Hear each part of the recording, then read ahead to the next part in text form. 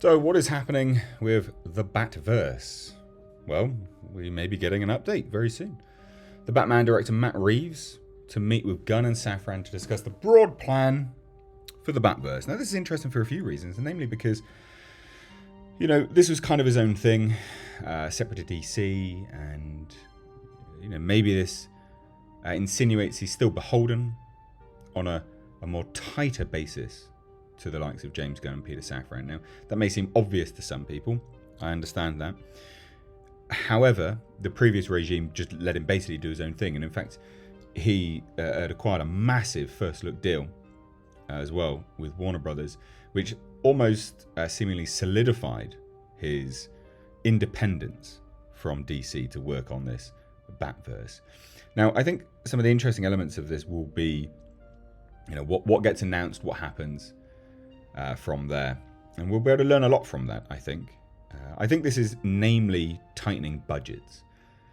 I think at the end of the day, David Zaslav, Peter Safran, Peter Safran's a producer and one of the key producers on an incredibly profitable franchise, The Conjuring. Anything to do with The Conjuring, incredible. The profits on that are insane. So they're businessmen, and they're all about P&L, profit and loss.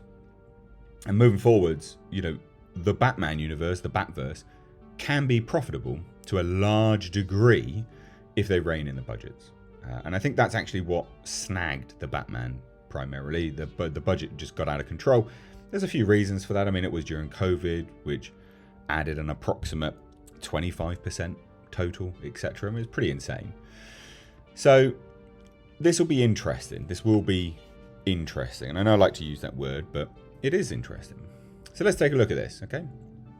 And I hope you're all well, ladies and gents. Just before we dive into it properly, please do check out the link to my second channel. It's in the description box. It's called Missed H Reviews Live Archives.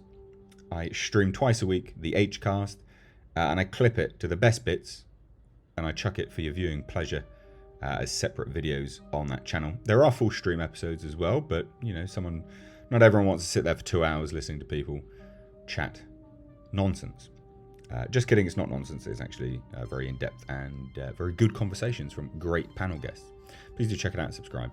Love to get to 10,000 subscribers by the end of the year. So the Batman director Matt Reeves recently revealed that he's making a lot of progress on the script for his sequel with co-writer Mattson Tomlin, while confirming that his Batverse will remain separate from the DCU. So that's confirmation right there. I don't think there was any insinuation that would somehow end up connected. I don't think anyone thought that was going to be connected to anything. Let's get real here. And then a reliable source recently claimed that new DC Studios co-CEOs James Gunn and Peter Safran might be planning to fold both universes together and make Robert Pattinson the DCU's official Dark Knight. But Gunn was quick to debunk that report, which is good. And it's also, it's really dumb anyway. I mean, that's something which it wouldn't make any sense. It wouldn't make any sense from the position of James Gunn and Peter Safran. That would just be a really dumb move. Really, really dumb move. But just going back to the script writing process for a second here, I am actually really surprised that this hasn't moved forward a bit quicker. Genuinely, this should have moved much, much quicker than this. This is painfully slow, but I think that all in all is a representation, I believe, of them reining in the budgets. I mean, I reckon some idea of a sequel would have already been written. The profits for the Batman obviously indicates that there's desire for the universe to continue, but it needs to become profitable for it to stay a viable venture. And I think that's what they've done here, is just go, rein it in. Let's just change this script slightly. So anyway, the Batverse. The Batverse. Set to continue as its own thing, but could that change at some point? Reeves tells Collider that he's planning to meet with Gunn and Safran to discuss the future of the franchise. Now this is interesting. He says they, James Gunn and Peter Safran, have been great. We're actually supposed to meet in the next few weeks because they want to talk to me about the broad plan, and then they want to hear the Batverse plan. We're just getting together to talk about all of that. So that's interesting. Wants to talk to me about the broad plan, i.e. for DC, but then wants to talk to him about the Batverse plan. Now that does indicate a link, which is dumb, but that does indicate a link. So that's interesting for a few reasons. Now, could that broad plan involve merging the universe? Says, look, I'm excited to hear what they're going to do. Reeves continued. The Batverse thing, as James has said, and as Peter has said, is kind of its own thing they're letting us do. So that's pretty specific. But they are linking the two, the broad plan and the Batverse plan. Now, it may be that what James Gunn is trying to do is rein him in so he doesn't utilise a bunch of characters that he has plans for. But there is a link there. There is clearly a link. But it might just be that. It literally might just be that. Now, Reeves also teased what fans can expect from the Batman 2. And while he didn't reveal any specific details, he did make it clear that Pattinson's Caped Crusader will remain the focus of the story. To me, the thing that I really feel is that I also believe that Rob Pattinson is so special in the role.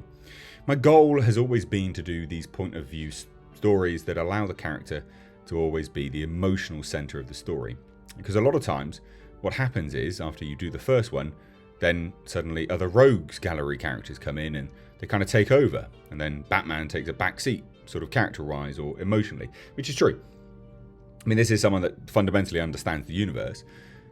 And he does understand that people want to explore rogues gallery characters, which is why they're doing that in an HBO Max series for the Penguin. That was incredibly smart. They clearly knew that he would be a standout, Colin Farrell.